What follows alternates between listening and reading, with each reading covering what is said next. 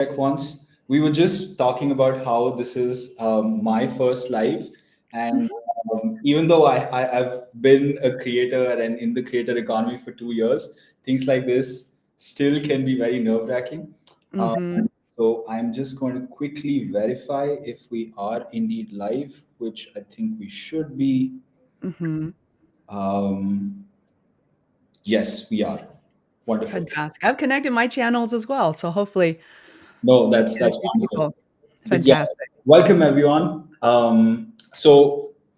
We have a very exciting masterclass up ahead. Um, Mhm. Excited to be here. yes, I'm in echo. Yeah, are you hearing my echo by any chance? I do have hey guys, this is definitely live. And I can Yes. hear you perfectly, Adol. Okay. So sorry about that. I was just hearing an echo at mine. But yes, we are live. Very excited for this masterclass. Today we are going to talk about how to generate your first $10,000 from social media. And we have a very special guest, and I'm going to get to introductions very soon. But this episode is going to be a little different in the sense that we want to take a very practical approach. So here at Video AI, we've talked to our customers extensively, and what we've realized is we have a lot of service owners, we have a lot of people who are doing really interesting businesses, and we wanted to reach out to an expert such as yourself, Faye, and really walk someone through if they are doing a business for the first time, how they would go about generating the revenue and growing their business to a very specific amount, the milestone of Mhm. $1,000, which is very popular on social media, step by step. So, what I would love for us to start off with is, of course, we've talked before, but just tell everyone a little bit about yourself and what you do. And then from there, we'll get into a very practical approach, right? Of we'll pick like a certain niche or a certain persona of a business owner, and we'll try to break down what exactly they should do step by step to reach that milestone. But yes, over to you. Would love to know more about you and would love to Sure. know what you do. Thank you so much, Adol and Video AI. I really appreciate this incredible invitation to be here and to connect with people live. And briefly about myself, and feel free to throw me questions from the live audience as well as from yourself, Adol. So my name is Fei Wu, and my company is called Face World Media. And to spell my name correctly, it's F as in Frank, EISWORLD. I started being a creator back in 2012, 2013, and officially people knew me as the podcaster who started my show called Face World Podcast in 2014.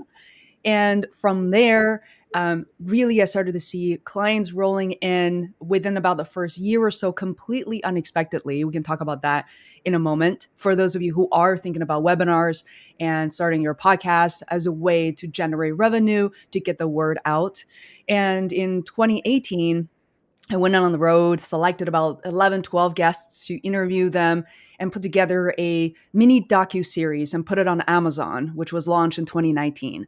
At that same time, at that same year, I decided to be on YouTube, which is these days people call it a social media place. Very, very effective, in my opinion, to tell your stories, to generate really quality, high quality leads on YouTube. And since then, the business I'm running now is that I am a consultant to teach small business owners and creators how to start their full stack content marketing journey, meaning that there's so much that they can take advantage of, including social media, which is a big part of it, of course. So these days, I work with a lot of brands, some of which you have heard of, such as Adobe. For example, I'm also a voice, content voice for CNET and many other AI companies primarily these days. And I love work with individuals and small business owners as well. So in a nutshell, that's what I do, video content marketing. I also do a lot of webinars and I love connecting with people, on a live stream like this. Yeah. Though super interesting. And we have a bunch of people who are with us already. So to start off with, Faye, I really want to set up some context, right? And since we Mhm. are talking very specific goals here, In your experience so far with content, what are some of like the benchmarks for revenue that you have seen that were directly generated through content? Right, this could be for yourself, perhaps some Mhm. of the clients that you've seen. What is possible? Because oftentimes people don't really believe that something is possible until they see actual fact and proof. So, Mhm. what can you really do with content? Absolutely. So the good news is I've been a content creator. I've been in the consulting business for a little while now, and so I've seen a big variety of different clients. So I know Adel, before we started recording, we have examples like real estate agents, and then fitness instructors, fitness creators, whom I happen to work with quite a bit, especially during the pandemic. And I would say, generally speaking, it is not unusual to start generating that first $1,000 per month as a content creator. There's so many ways to do that. Now I know $1,000 doesn't really sound like a lot, but when you think about it, especially being in the US, if you're working a full-time job, asking for a $12,000 raise a year is actually a lot. You don't always get it. And that is just the beginning. Now, for us as more mature content creators and the company, a lifestyle company that we're running, we have seen for ourselves anywhere between 15,000 to 35,000 per month for revenue generated. Now I will clarify that a lot of people think, oh, that's a lot of money, but it's possible for us to also sell 20, $30,000 worth of products that we have to then deliver in the next few months, right? It's not something that you just charge for and you're all done within that month. So I think it's important to clarify. I hope that kind of sets the benchmark a little bit. What I do want to mention is you have to be prepared to play the long game. This is not something that you start publishing on Instagram today, this week, and suddenly the money is just rolling in, right? So we can definitely get into some of the details there. No, 100%. And completely agree with what you said about the long game. I'm relatively new to this. I've been doing this for just a few years now. But 100% agree that to really build up the momentum that you need to, start hitting those big figures, Mhm. and directly start generating revenue from your content does take time. So I think patience is one of the most underrated skills that you need to succeed in the creator economy. Mhm. But that was wonderful. So I really want to jump right into it. And the way I really want to go about this is to talk about, let's take a specific persona, right? You Mhm. mentioned real estate agents. So let's say if I was a real estate agent on the East Coast, right? If I was in New Mhm. York, and I had no social media presence. And for the first time, someone told me that, hey, you should get on social media. There's this guy called Ryan Serhant, right? Or any of these other people who are making real estate content. And it's a great way for you to get more leads, for you to sell more houses, and Mhm. for you to grow your business. But I really have no idea about how to go about this, right? Mhm. So if I was a beginner, what would your first advice be? How should I go about this, knowing that my goal is to get to, let's say, $10,000 a month in revenue? Where should I start? Yeah, absolutely. And I just want to clarify something in terms of social media. This is going to be a general term we're using throughout the webinar. So, social media means different things to different people. Traditionally, we were talking about Facebook, Instagram, X, which is previously Twitter, TikTok. But I also want to add in platforms that can work really well for small business owners, including YouTube and LinkedIn. So I know that those two traditionally not really seen as social media, but they really are these days. And the difference on YouTube is that you can produce long form as well as short form content. So, with that said, if you're a real estate agent, which I've had the pleasure to work with a number of them the past few years, I actually purchased a home about 3.5 years ago. So, the interaction with a real estate agent oftentimes starts kind of in person. And so, if you are an agent and you have colleagues who are already on social media and you're not, you're definitely missing out a significant portion of the market. Even if you're not selling houses directly from a piece of Instagram post, people want to build that trust with you. So, speaking which, different types of content that you could consider creating is that there are generic content that real estate agents tend to create. You can certainly research and see what they're doing and learn from them. And eventually going to find your own style. So, for example, a lot of real estate agents I have seen and followed tend to share a lot of houses and almost houses and pictures alone. And then the next level is some of them will have videos as well, which I think are really helpful, the different qualities of videos that you can consider. Now, what I think it's often missing, and I think this is the trivial part, is that real estate agents tend not to always talk about themselves and they don't really show up on camera very often. And I think that is a missing piece. So, what I'm trying to get at is if there are opportunities for you to create content that differentiate yourself from other people, that is a key information. Now, as a real estate agent, you can talk about your life, why you choose such a career, what it means to you and your family. For some of them, it offers a lot of flexibility. You can talk about your relationship, your love for the city, for local expertise. Maybe you're from there, maybe you're not. And I think those are definitely moments you can consider. And once you get closer to your audience, those leads are going to be higher quality. And that's eventually what you want. It's not just about the views, the comments, the vanity metrics. It's about what if you only have 100 followers, but you close at a much higher rate. So, on that note, I actually give a shout out to a dear mentor, Chris Voss, who basically authored this book called The Full Fee Agent. And he released the book, I believe, a couple of years ago. So, there are a lot of negotiation skills and tactics that you can consider as well. And maybe some of them can turn into your content too. No, that was super insightful. I think there's a lot to unpack there. Mhm. Starting off with, you mentioned a very interesting point of not just the various platforms and why social media should not be used as a blanket term. Uh, Mhm. each platform is specific to a certain type of audience, right? So, for Mhm. example, if you're a real estate agent, maybe Snapchat is not the best for you, right? Mhm. Maybe people who buy houses are not really on Snapchat. Um, so that's one that you have to understand what each platform is relevant for. Mhm.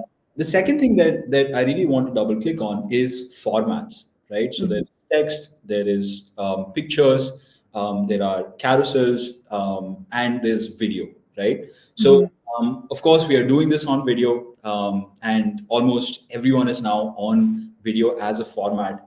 But talk a little bit about that. I would love like for the people to know why video is the most powerful format. At least I believe so. Is that right? I would love to know. I think video is very powerful, not only according to you or me. HubSpot actually conducted surveys and analytics around the most effective format, content format, which has been videos, even before we start talking about video being the most popular. So the data, I believe, is at least 3 to 5 years in a row. You can actually download those reports for free from HubSpot. Um, in terms of format that's right for you as a real estate agent, as a fitness person, I would say think about who you're trying to serve. Of course, when it comes to real estate, images, videos, anything visual that is going to be very helpful rather than audio only talking about it or, text format for trying to showcase a home. However, it's important for you to think about yourself as a creator. What types of content that actually resonate with you? And that is something that you're going to be more inclined to create. So sometimes as a creator, we don't think about ourselves as only about our audience, but I think we're shifting that narrative now to realize that it has to be something that we enjoy creating and something that we care about. No, What is totally. the question? Yeah. We do have a question, and I do want to highlight everyone who's watching. We have a special discount code for our annual plans. So you can find the code in the chat and also on the banner on the bottom of the screen. Mhm. So this is exclusive for this masterclass. So definitely check that out. Hero has a question. He's asking, how long were you a one-man production agency before you had your first team members on board? That's such a great question. I'm so glad you asked. In fact, I've written numerous times about that journey. And so when I started being a podcaster in 2014, I was literally learning everything on my own. And keep in mind, back then, things like Upwork, freelancer.com were still very new. It was not very trivial to find someone. In fact, if some of you live in the States, I was literally looking for people on Craigslist for editing, for all these things. But I'm very glad that I started learning a lot of these skills on my own, including audio editing, using Audacity, things like designing things. This is before Adobe Express, and I have to learn how to design a podcast cover art, all those things. But luckily, I realized that I could benefit from hiring someone. So about 6 months in, which felt like a lifetime, I was able to, I remember walking to an ice cream store with a friend through like a friend's introduction. I hired a young man who helped me edit my podcast. And I lost that person. I lost that resource 3 months later because he found another job. He was running short on time. So that's when I found my current producer, Herman, who has been with me ever since, I believe in 2015 or so. And I've been working with him literally ever since. And he's taught me so much. And we've been collaborating on many different initiatives, including that documentary I mentioned earlier.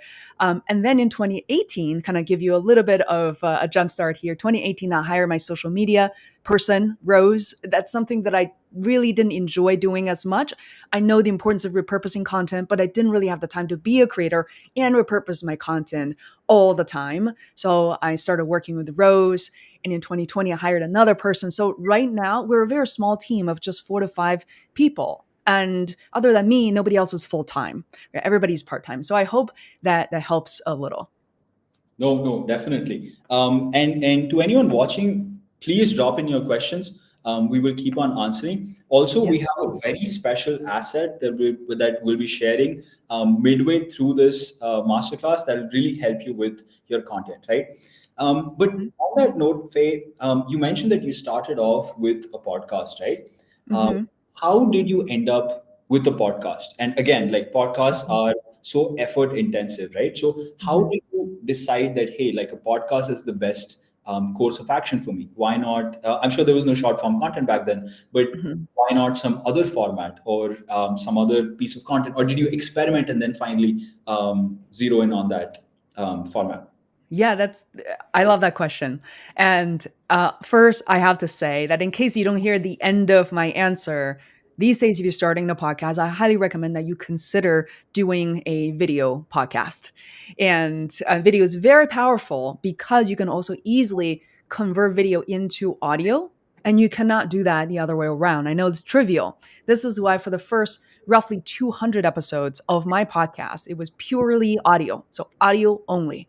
I couldn't really get the video back.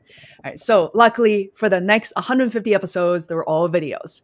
Now I started running my podcast because a couple of things happened. Number one, I turned 30 and I looked around, I woke up, it's like, okay, I'm the same, I feel the same, but there's got to be more to life than running around after a full-time job. So I wanted to create something new. And frankly, as an immigrant, as someone at the time, I didn't really have a green card. I didn't really have a lot of options to say, I'm just going to spin up my small business and leave my job today. So I thought podcasting was perfect because it enabled me to learn how to create content. And that wasn't on my own because my podcast was not a solo show. It was me plus another guest. Enabled me to really record these conversations with my dearest friends and mentors. And guess what? Years later, after we've left the job, not no longer in each other's lives, 9 to 5, I could go back to those episodes and I continue to nurture those relationships. And I saw a comment just now, how to generate leads. Yeah. Surprisingly, I had no idea how to actually do that from a podcast. There was no like courses or training on that. I was trying to be authentic. And here's what happened within 6 months, that several, not one, several of my podcast guests reached out to me and said, Faye, you know what? It's interesting. We're around like 50. Kids are going to college and we really want to start a new career. And you seem to really understand us. Great questions. So maybe we can figure something out. And these are no longer the type of clients that I have today who have already created something, but people started reaching out to me and I was jacks of all trades. I would start doing a lot of different things. And then these guests will refer their friends and family and colleagues to work with me on digital marketing. They figured out what I was doing, which I was a digital marketer already working full time. And even listeners start reaching out to me. So that was such an eye-opening moment.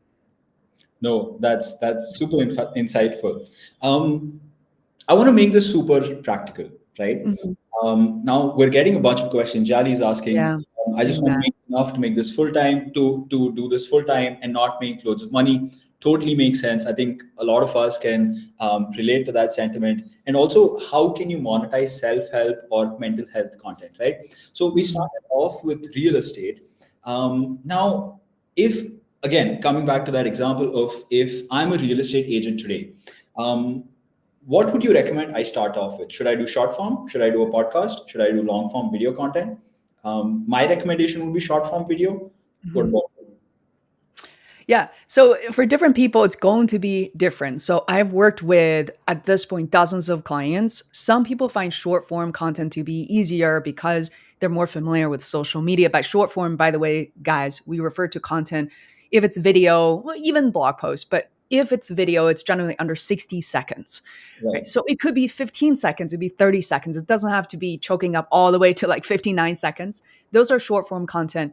And then some people say that they're more comfortable with longer form content. They don't feel rushed. So those are webinars and podcasts. Some of them could run 30 minutes, even upwards of an hour or more these days. So it has something to do with your comfort level.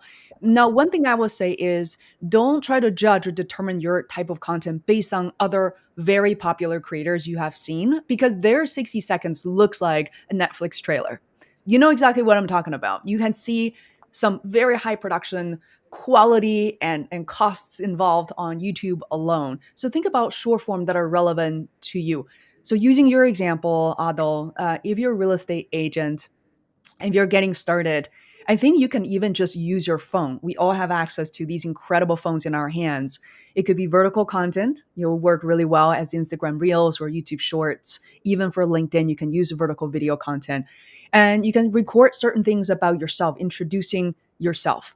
And you can also introduce the neighborhood that you start selling your houses in, and really even fun restaurants, things that people may be doing in that neighborhood, things that actually matter. In the US, we call something like a walking score, how easy it is to walk from your house to somewhere. So 0 means you need a car to get to everywhere, and 99 or 100 means you're within reach of everything. And these make huge difference to different people. So it's not always about sell, sell, sell, or you.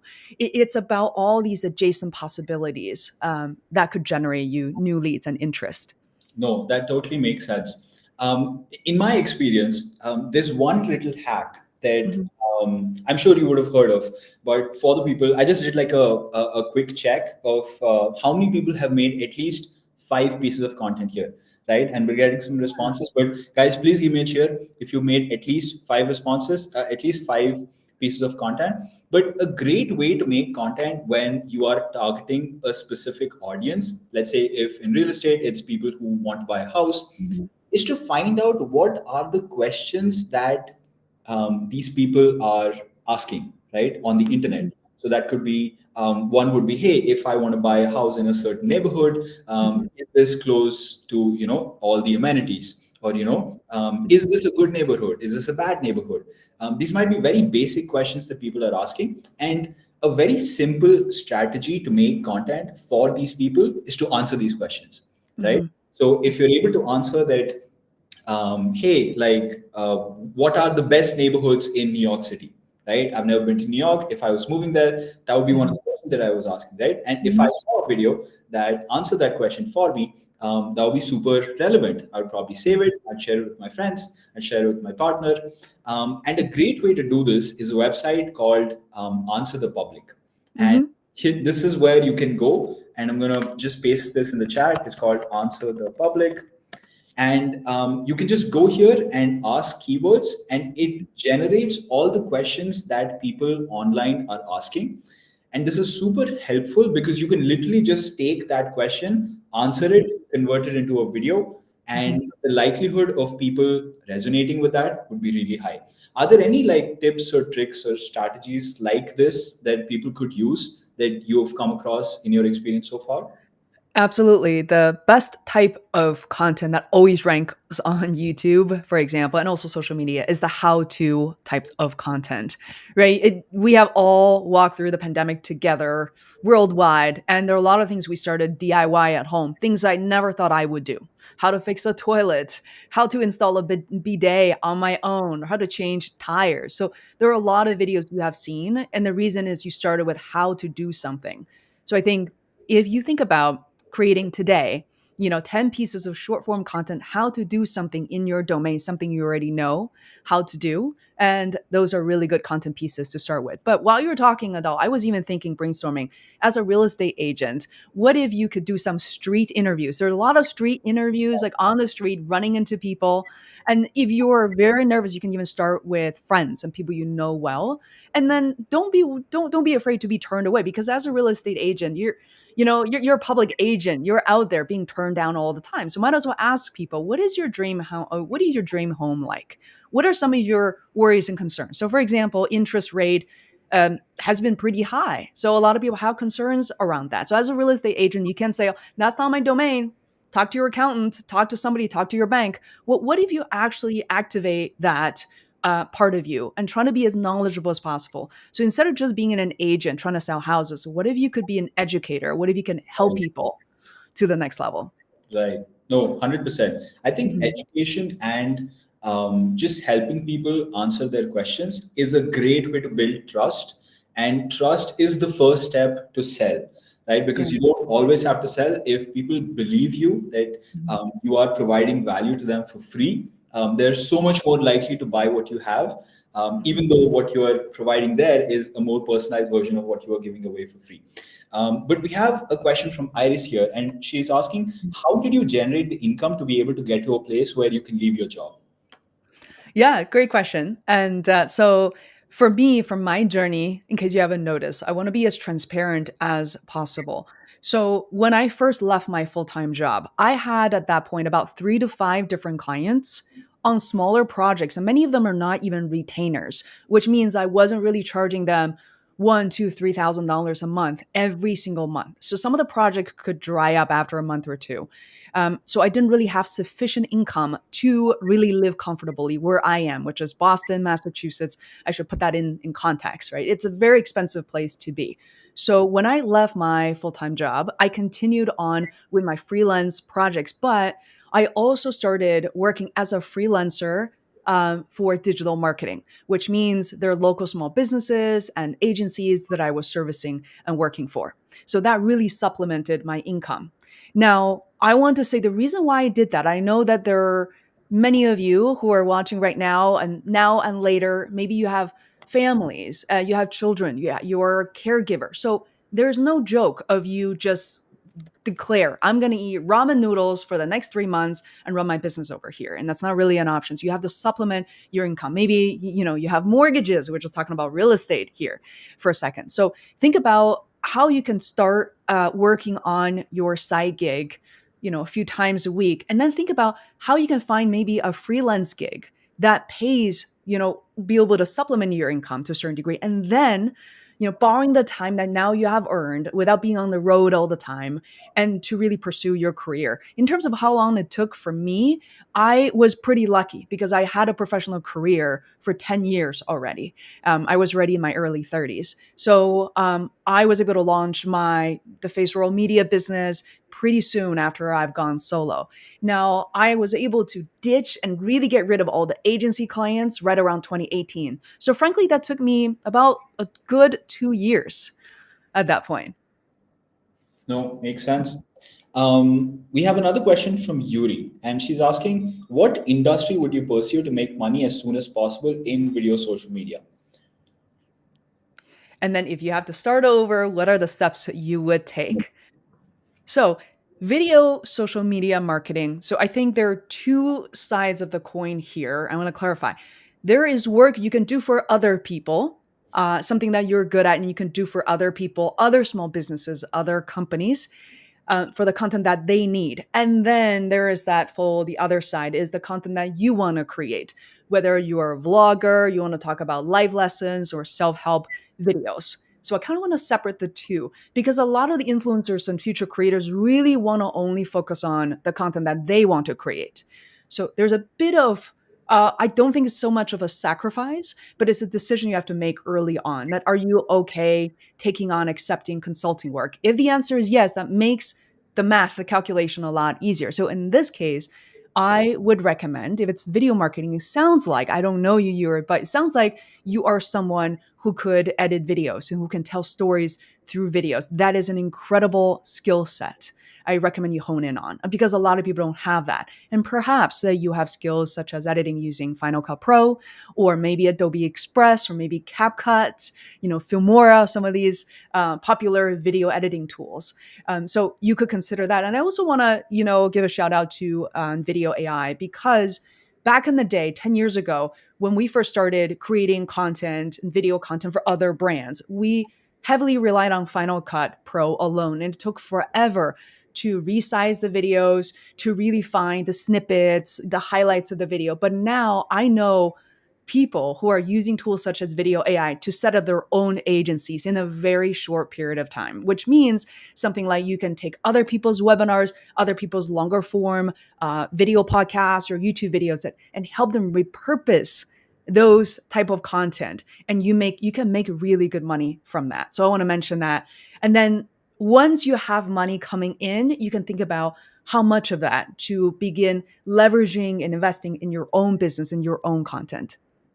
Yeah. And on that note, we do have a 20% discount, which you can see at the bottom of the screen. Also in the chat, you can check out, for our app.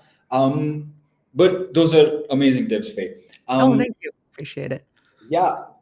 So when we were talking before this conversation, right?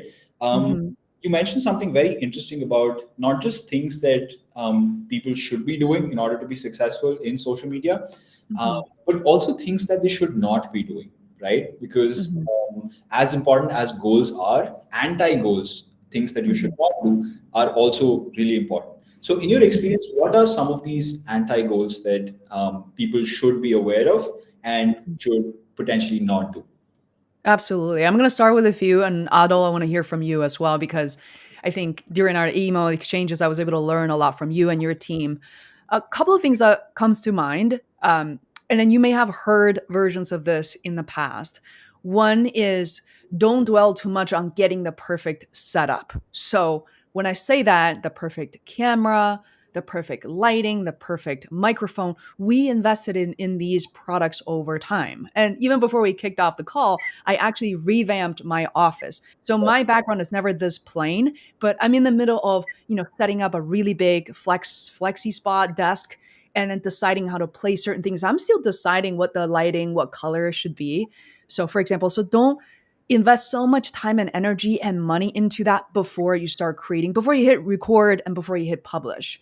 You're only going to get better over time. So that's a big no-no for sure. Secondly is you may have heard from other people trying to be either on a single platform and doing really well and trying to be everywhere all at once. I think those are very extreme measures. In terms of choosing the platform, don't just worry about where is most popular, what you have read on a news outlet today. Think about the platforms that you love and enjoy and that you appreciate. So if everybody's telling you you're a real estate agent, you should really be on Instagram, and you don't even have an Instagram account, or you had one, you close, you just don't find the platform to be that compelling to you, then don't force yourself to create for that platform. Instead, if you love YouTube, for example, then think about how you can leverage longer form content, video content, because I think for you, that's where the long-term success is going to be. So those are a couple of things that comes to mind. I can probably name 8 more, but Ado, what comes to mind for you? So I'll tell you about one concept that someone mentioned a while ago when I was starting, Mhm. right? And it's based off of this Japanese idea called the ikigai. So I'm Oh, sure I some love it. people have heard of it, right? So ikigai Yes. is the intersection of four things Mhm. and find the purpose in life. But there's a concept that was derived from it, right? And Mhm. it's to find what is the best and optimal content for you to Mhm. make. So it's the intersection of three things. One is the type of content that you like making, like you mentioned. If let's Mhm. say you really like being on video or you like doing podcasts, then you should do that or try to do that at least. Number Mhm. two is the type of content that your ideal audience likes consuming, right? So if Mhm. let's say you are taking the real estate example, or someone mentioned mental health, Mhm. if people who are interested in mental health, they, I'm assuming here, they may not want to read long form text, right? Mhm. Hypothetically. So maybe writing a blog is not the best for you, right? And number three was what is the type of content that the platform wants to promote? right? Because Mhm. now in 2024, there are algorithms. You're not just making content for the audience, but also the algorithm. So it's the intersection of those three things that to me is the ideal content that gives you the highest likelihood to succeed on social media. So that means Mhm. if let's say I'm a real estate agent, I might be on YouTube and Instagram.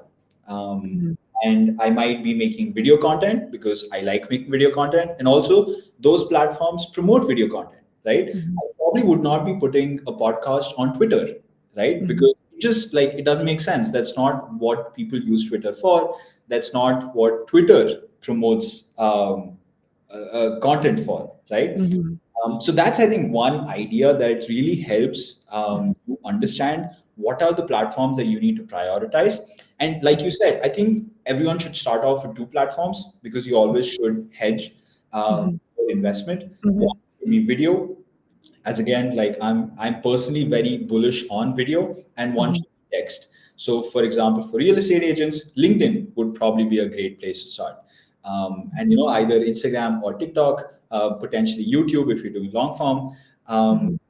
but yeah, I do see another question here. So Flyride has asked, are we able to build out multiple brands on Video AI account to handle client work all in one place? Okay, so someone from the team is going to respond to that. So Derek has asked that I provide social media management for realtors, and but I've only been able to get them to commit to using me when they have a listing. After their listing sells, they want to take a pause till the next one. And I think his previous question was any suggestions on creating retainer packages directed to these agents? Interesting.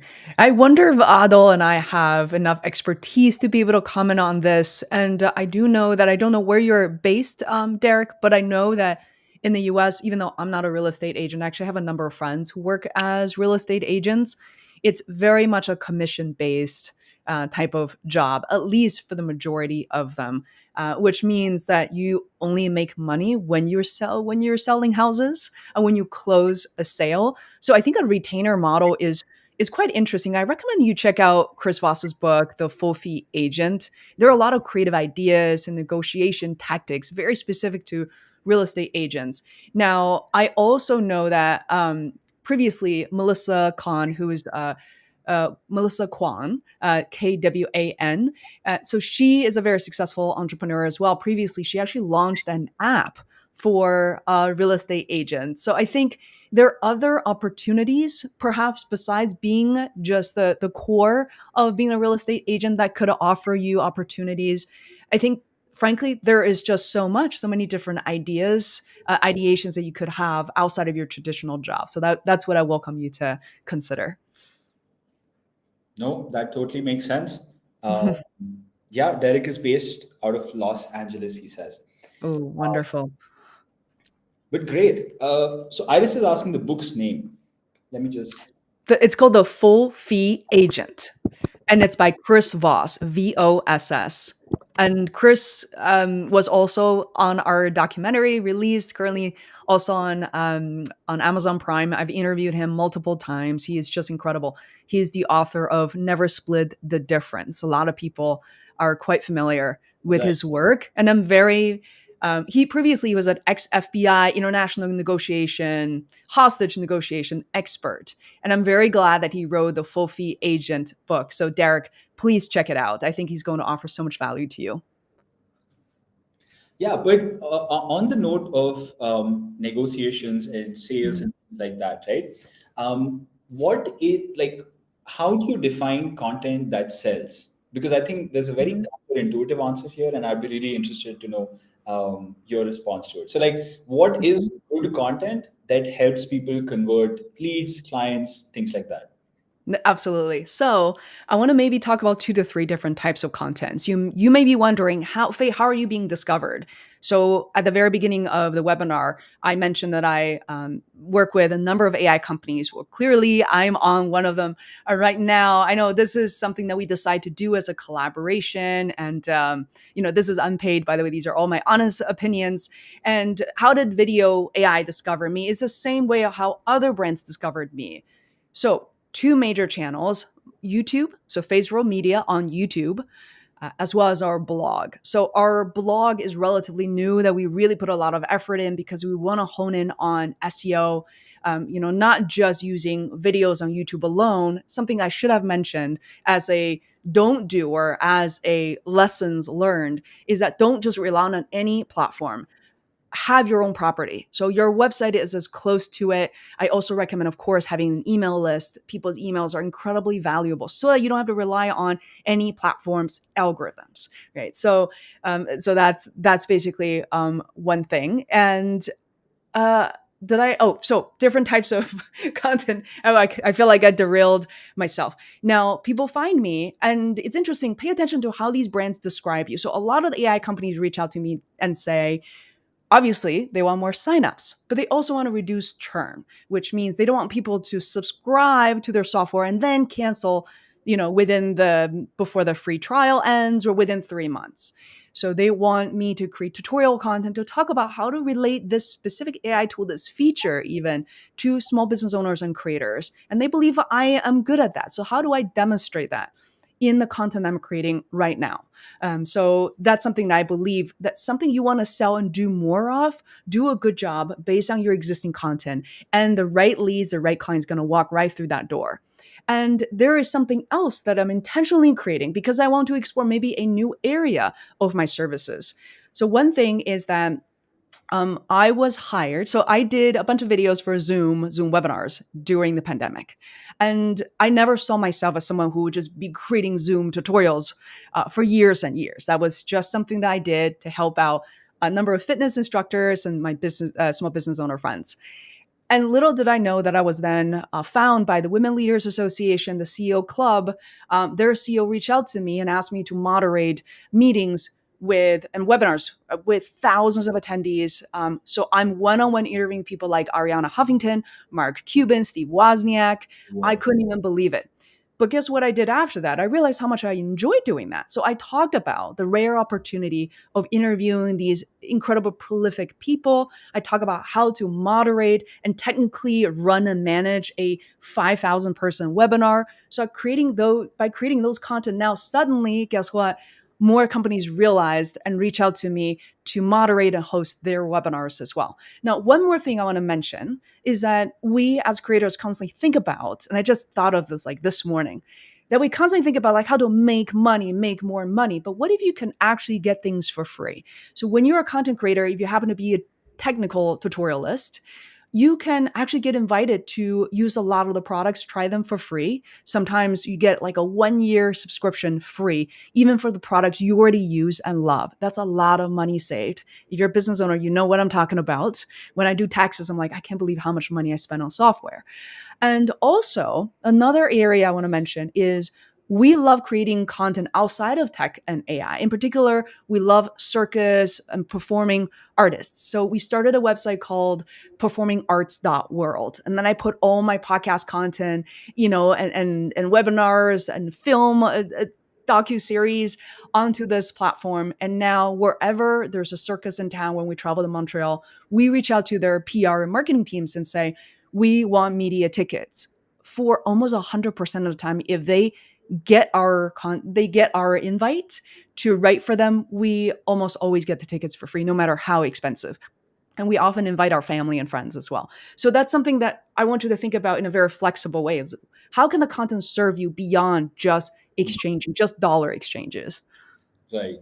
Actually, I've never thought of it that way. Mhm. Of course, these barter collaborations have always existed, but I've never thought that it could really exceed beyond just the realm of content and making videos and doing Mhm. these things. Super interesting. Um, you mentioned that you're obviously very big on YouTube, right? And Mhm. I've consumed a lot of your videos, very valuable content.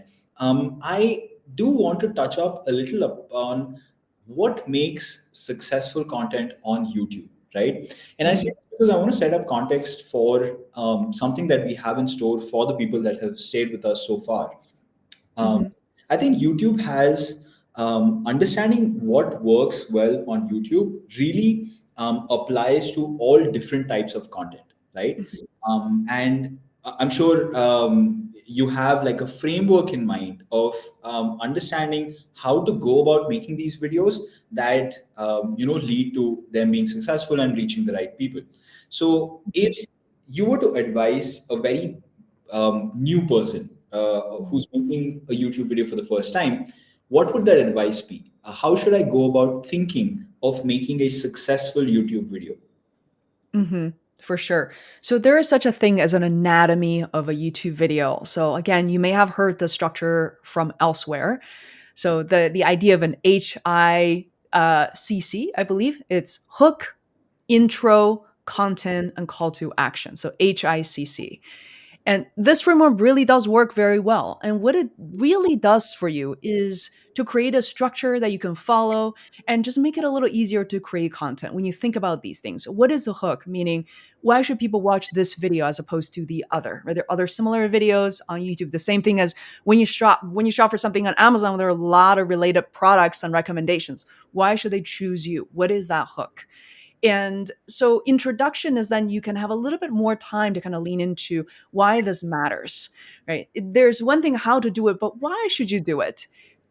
And I think traditionally when we talk to other people, like when we run a business, it's just the opposite of, I think, small talk, right? People are go walk into your shop. People want to hire you as a real estate agent. People want to choose you as a fitness instructor. You have to win them over pretty fast. And that's what a YouTube video is all about. There's very little time to waste. And thank you for sharing that, Adel.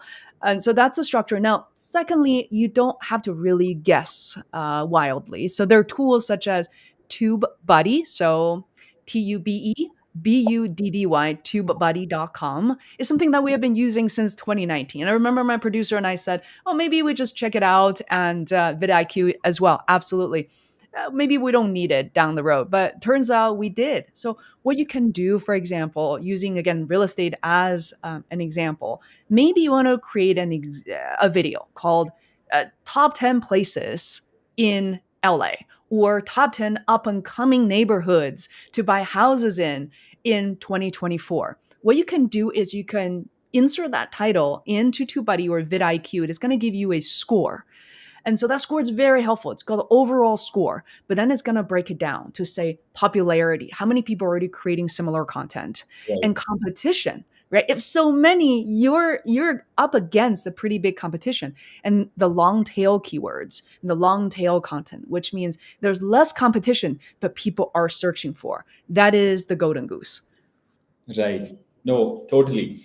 I've heard, interestingly enough, I've heard like a slight variation of that HICC. Yeah.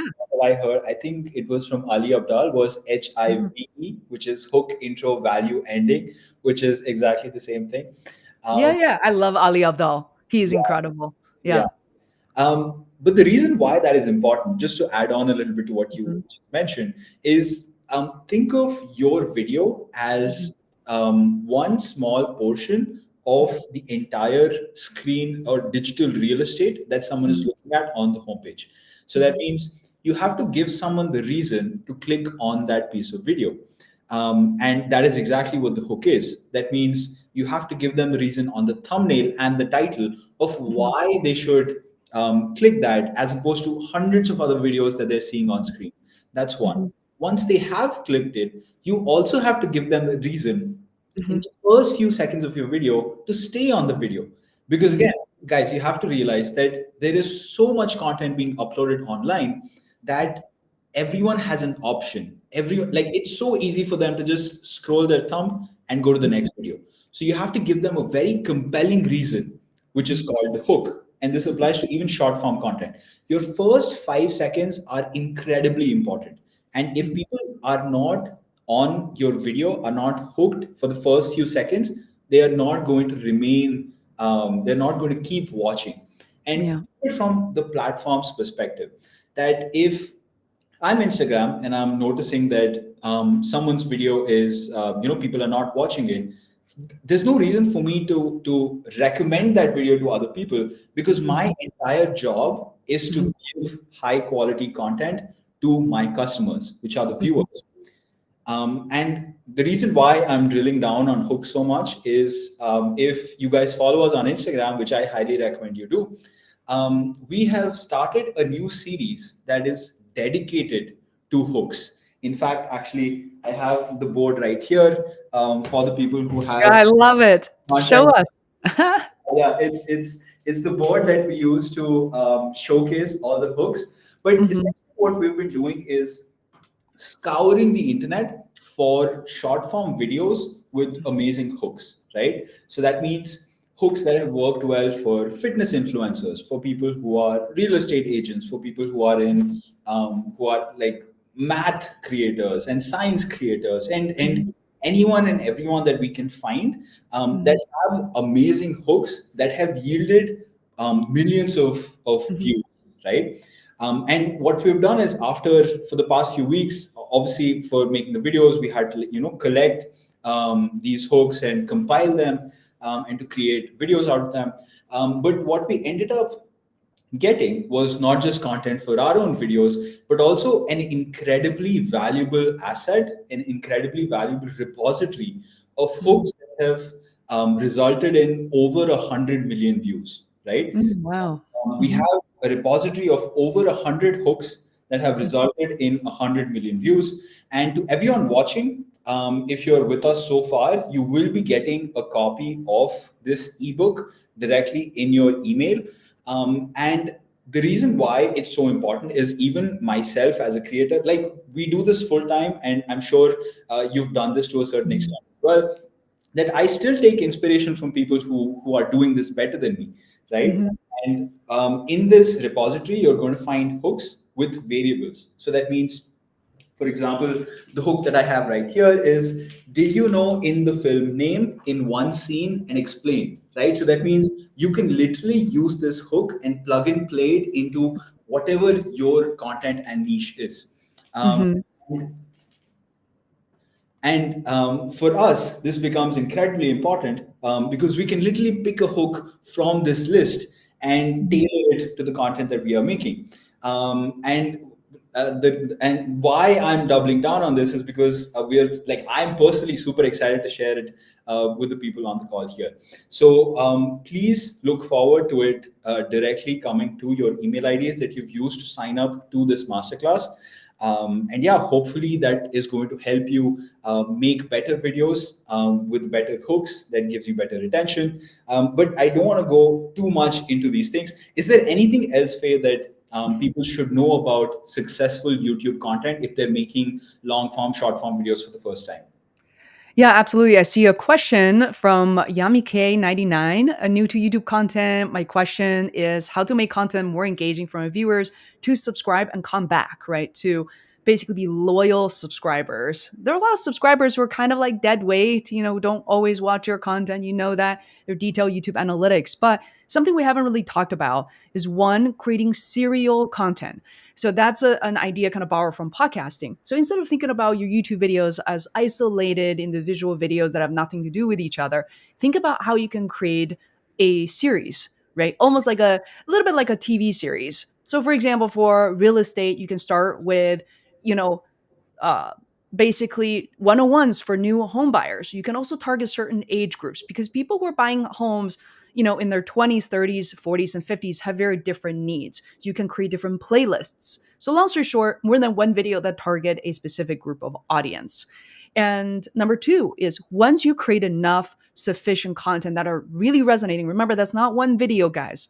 You got to create at least 20 videos and put it out there with proper titling, thumbnails. I know Adal already kind of pointed thumbnail is the first image you see, a lot of pointing, a lot of different actions, incentivize people to watch the content. But after that is pay attention to the comments. Always reply to each and every comment, even that means a heart or thank you, you're welcome.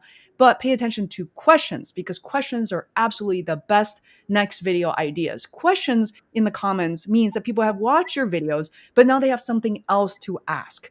They have something else that they need. And especially when you see recurring like themes of content, I have to tell you, when our channel was first monetized, after actively running it, producing content for 3 months in March 2020, you always remember that. From March 2020 to the next 3 months through June, all the videos we publish are all from the comments section. And each video was getting so many views without any ads, anything, any push, any promotions, because people are waiting for me to answer those questions. Right. Um, no, I know that feeling, and it's unmatched. Life's Happening Devotional has a question, but Mhm. I just want to double down on one thing and add one hack that I have figured out very recently, that I just wish someone told me about when I was starting making videos.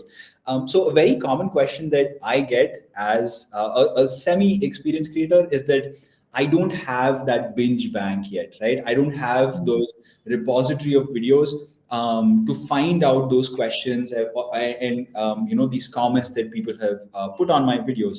And you mentioned a great way to find content ideas, which are from comments. But if you don't have videos and hence Mhm. those comments, what you can do is vidIQ has a Chrome extension which lets you filter any YouTube videos comments for a question mark. So a great hack is for you to go to a similar channel. For example, if you are in the productivity space, you could, let's say, go to Ali Abdal's channel, right? Mhm. And go to his one of his top performing videos, and use the vidIQ Chrome extension to filter the comments for Mhm. questions. So essentially, you would be doing exactly the same exercise that Faye just mentioned, except Mhm. not on your videos, but on someone's videos who is already successful in your Mhm. same niche. So Yeah. that automatically, without any additional effort, gives you a huge bank of questions that you can answer, and make videos even without having the experience of having a bank of content that people can go and watch. That's a great idea. I love it. Yeah. But we had a question here from Life's Happening Devotional that I'm new to the game. I have a devotional podcast on Spotify that I RSS feed to YouTube. So Mhm. it's audio only. How do I create content for this devotional Bible based channel? I'm so glad you asked that because we did touch base on podcasting and then video content. So, at the beginning of my journey as a podcaster, I remember as soon as I started uploading audio content on YouTube, I was criticized. And this was years ago. And guess what? Years later, it's a really good idea. Not only that, YouTube has acknowledged the importance of podcasters, not just video podcasters, but audio only podcasters as well.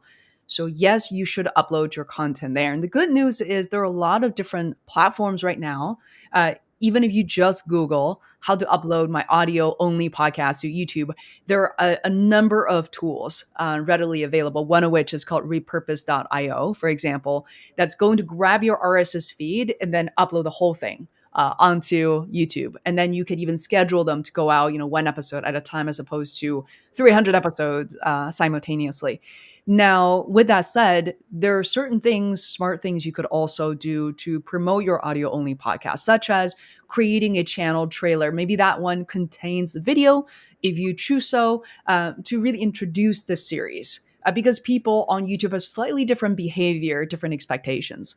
Now, for those of you who are thinking, like, will people really listen on YouTube? The good news is a lot of us actually have what's called a premium subscription, right? They're not cheap either.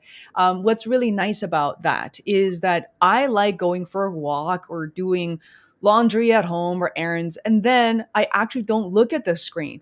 I'm only listen to the audio, even if the piece of content is video. So remember that people are these days using YouTube as a podcast listening platform, and that's precisely what YouTube has been wanted to do. So it basically is a platform. They don't want to lose their users to Spotify, to Google Podcasts, to Apple. They want everyone. Yeah, no, Mhm. 100%. In a past life, I used to help people with their podcasts, and it's definitely very challenging Mhm. converting or transferring an audio only podcast to a video platform. Mhm. But the one thing that I 100% recommend, that anyone who is in that situation do, is make sure that you're really focusing on your title and thumbnail, because although you may not have the video for that podcast, the very if you're just able to get people to come on your video, even though Mhm. it's just audio, that can help you tremendously in getting more people to just listening to it. Mhm. Because if you have the right people coming on the video, they just may not mind that there's no video on it, it's just audio, and you can still have a successful audio only podcast. Mhm. we have another question from Yuri, and she's asking, what would you advise to overcome the stage fright? Yeah, Which great question. I relate to before my first live today. But yes, Yeah, Aldo is doing it for the first time, and he's done really well because he's a creator. I would say practice, practice, practice. If you go back to the first few YouTube videos I've uploaded, I think I was really trying not to look or sound nervous, but I clearly was. And you have to get over that, not by hiding, but to keep practicing it and to keep pushing content up.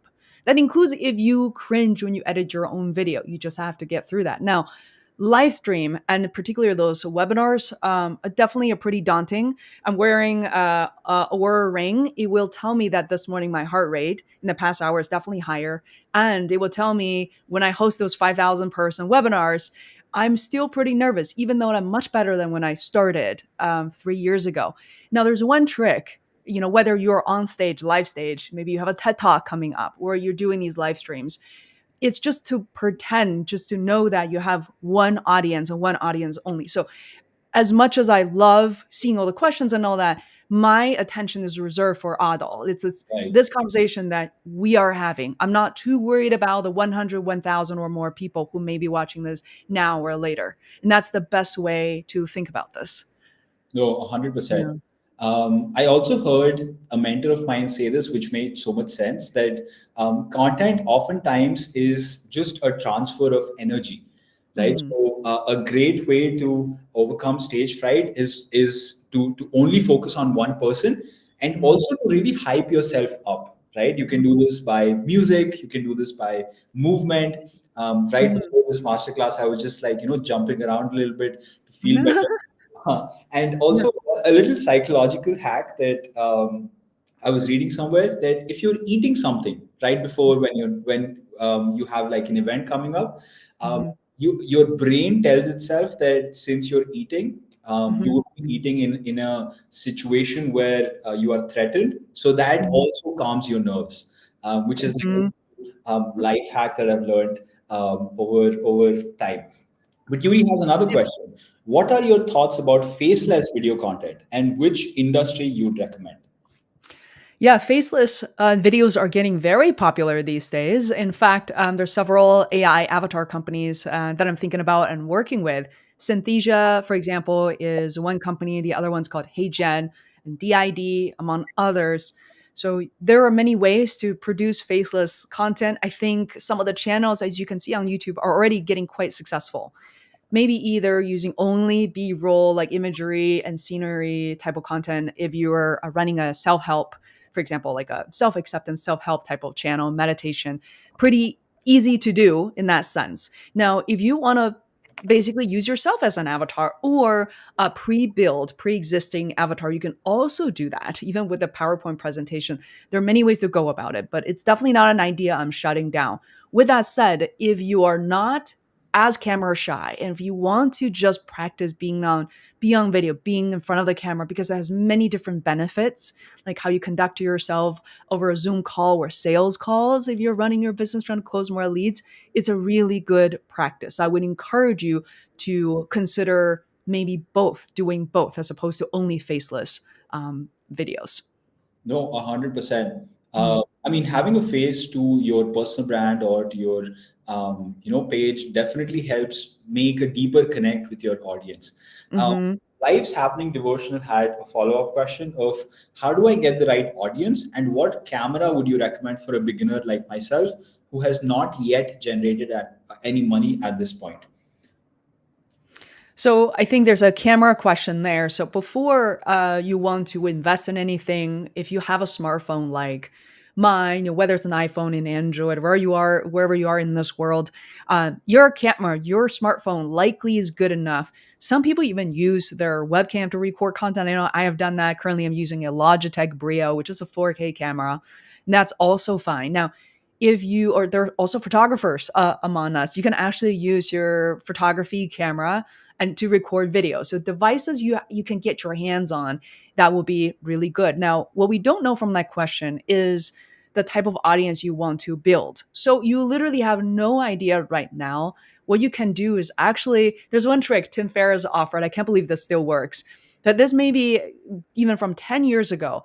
look at your own credit card statement. Look at where you spend your money. They're going to come from different categories, right? Look at where you spend your fun money, what you focus on, the gadgets and tools. Maybe it's restaurants, but know what your interests are. I know that sounds a little silly, but I remember when I was working 9 to 5 full time, and after a little while, you become a little numb to your situation, right? You sleep very little, you eat very fast, and your life is just you're constantly on the treadmill. But once you slow down and really check out who you are, what you enjoy, I think that's my biggest lesson I've learned as a creator. I finally realized I know who I am, what I want to create. So be patient and take your time and to learn. I think that is life's happening devotional. How do I get the right audience? Absolutely. And I realized you sent another question prior, which is you're running a podcast. Maybe it's based on the Bible study and such. I think getting the right audience there hopefully will be pretty straightforward. There's a lot of Christian content on YouTube that are getting faith-based content that are getting very popular. I think you'd be surprised how quickly people do find you and your content. No, that makes Mhm. so much sense. Hopefully, that was helpful. Life's happening devotional, but do let us know if you have any further questions. Faye, we are at time, and just before we start wrapping up, is there anything else you would like our viewers to know that would help them, be successful at content creation and Mhm. grow their business? Absolutely. Getting started is really, really important. Not worry about how you look, the perfect setup. I think a lot of the people through comments I realize are getting started. So that is the number one deal. And that's the number one rule. Give yourself a timeline. Even if it means end of this week or next, just publish something. Don't worry about the likes and comments. Don't worry about what other people will say. Knowing that this is going to be a long goal, a longer journey, and you're going to cut yourself some slack. Remember, I think one really important lesson is be careful with self-talk, right? Like send that positive energy to you, and you may every once in a while to say, "Oh, I look horrible. I don't feel good today." That content has no value. You may find yourself saying those things, but you got to catch yourself to realize this is all part of the journey.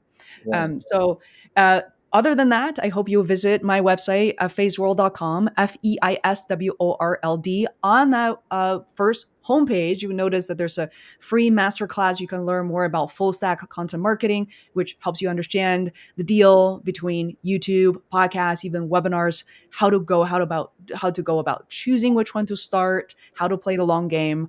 And also on there, I have a lot of tools and resources, and there's a drop down particular for AI tools as well as tools for small business owners. And hope you find some of them helpful. And let me know if you have any questions via email or at FaceWorld, pretty much everywhere on social media. Yeah, and we will link everything in the description below. Hopefully, on the note of AI tools, you also find video AI helpful. If you haven't used it already, please, we have a 20% off our annual plan. You can see it on the banner below. It will be in the description, also somewhere in the chat. It is FEI20 to get 20% off. But it was wonderful talking to you, Faith. It was super insightful. Thank you so I much. did watch that masterclass that you just mentioned, and I highly recommend everyone else watch it as well. Um, yes, someone just pasted it in the chat. But yeah, I think this is it. Yeah, Um, thank you so much, guys. I will pay attention to the comments as this video is streamed in multiple places. I'll pay attention to comments and let me know. Wonderful. yeah, yeah, same here. All right. All Any? right, until next time. Yes. Until next time. All right, bye, guys. Thank you so much, everyone.